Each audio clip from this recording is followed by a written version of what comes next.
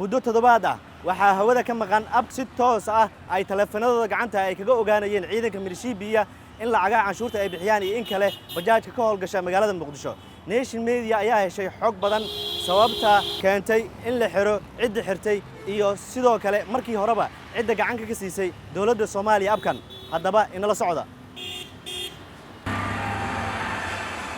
wadooyinka caasimadda ayaa lagu arkeenin ciidamada ilaalada deegaanka Xamar ama ciidanka milishibiyo sidii hore loogu arki jiray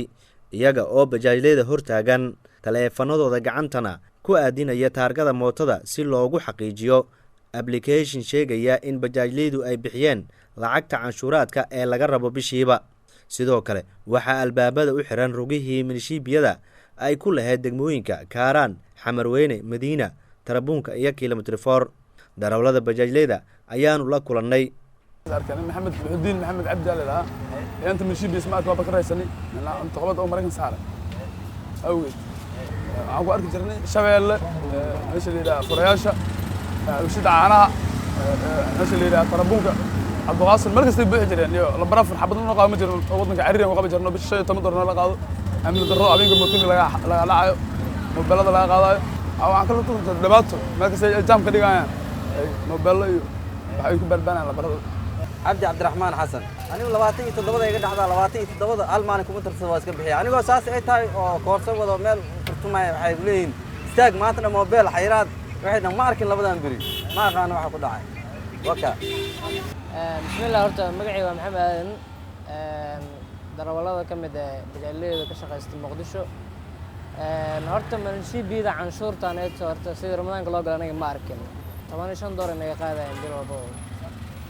طبعا شنت أنا أقول إسكا بحسن يعني مركز رمضان سلوك قال ما أركن بورا والله موبايل أبليكيشن أو جرا إنه ريستيج رويك شناين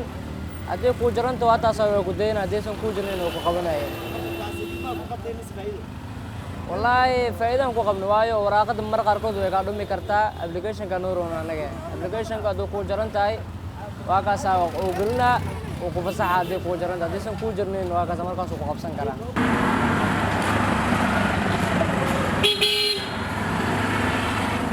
taliyaha ilaalada deegaanka Xamar ayaa Nation la xiriirtay balse waxa uu inoogu jawaabay in xilligan uusan ka hadli karin arrimo la xiriira taliskiisa oo uu howlo kale ku jiro. mishiinka lagu ogaanayay mootooyinka bajaajka ayaa hawada ka maqan balse kaliya ma aha waxa hawada ka maqan oo guud ahaan waxaanan shaqeynin oo hawada laga saaray systemkii dakhli ururinta ee dawladda hoose ee Xamar. Nation Media ayaa ogaatay in 10kii bishan hawada laga saaray systemkaasi taasi oo shakhsiyaad Soomaaliya ay gacanta ku hayeen. hadda waxa xaniban systemkii dakhli ururinta sida dhalashada iyo sugnaanta dhulalka, shatiyada ganacsiga iyo guryaha degmooyinka gobolka Banaadir.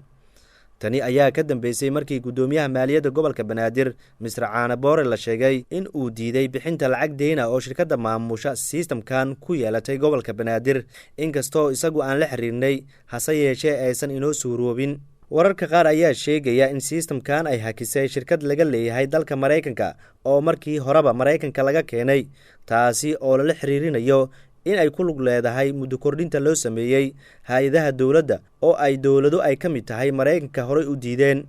Maxamed Yaxya Jino, warbaahinta Nation, Muqdisho.